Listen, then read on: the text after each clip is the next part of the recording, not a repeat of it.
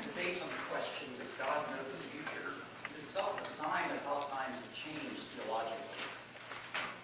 Hardly any generation of Christian thinkers prior to our own would have deemed the question worth serious discussion. God's complete comprehensive knowledge of the future would have been taken as obvious by just about everyone. Some ecclesiastical bodies have even thought the issue too important to be left a matter of loose but non-binding tradition. For example, the First Vatican Council declared that God knows, quote, even those things which are yet to come into existence through the free action of creatures, thereby settling the matter for all but the loosest of cafeteria Catholics. So the very fact that we're debating this topic tonight would have struck most of our predecessors as extremely surprising, if not shocking. Indeed, if God didn't know the future, one wonders if even he would have foreseen such a debate. There are many approaches one might take in discussing this topic. As I've already suggested, one might focus on theological tradition or on church proclamations. Or one could debate the matter by looking at Scripture. But our task tonight is to consider the philosophical arguments.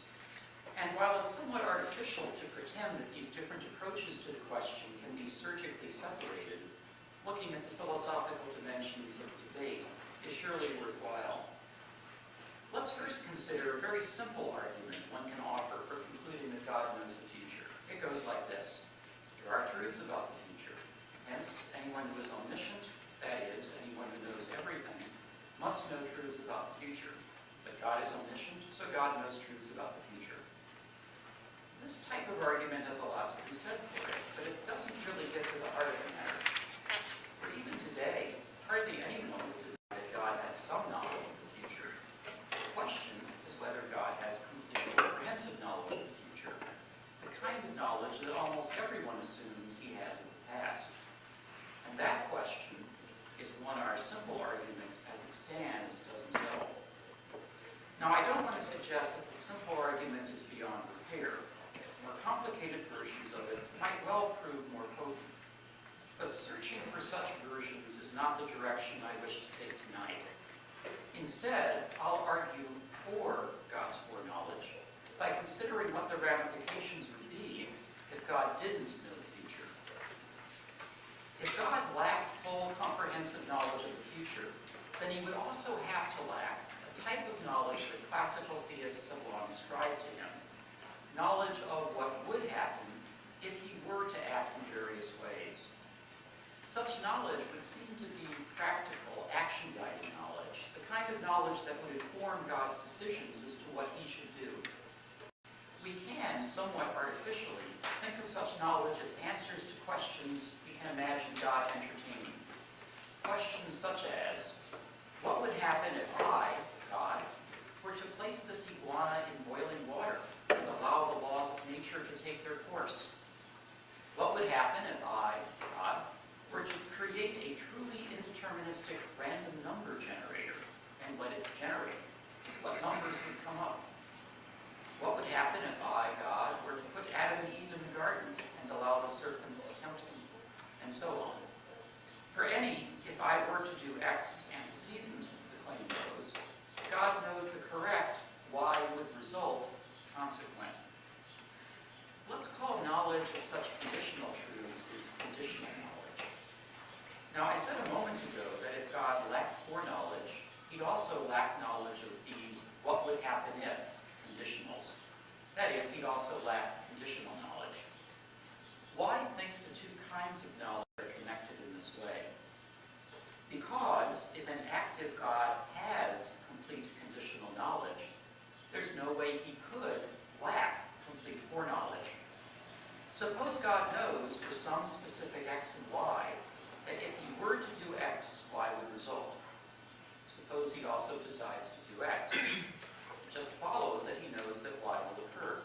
He doesn't need to wait and see what consequences his actions will have.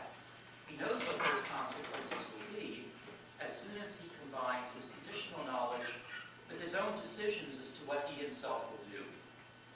Complete foreknowledge just comes along for the ride if God has unlimited conditional knowledge. So God could lack foreknowledge only if he lacked conditional knowledge. But why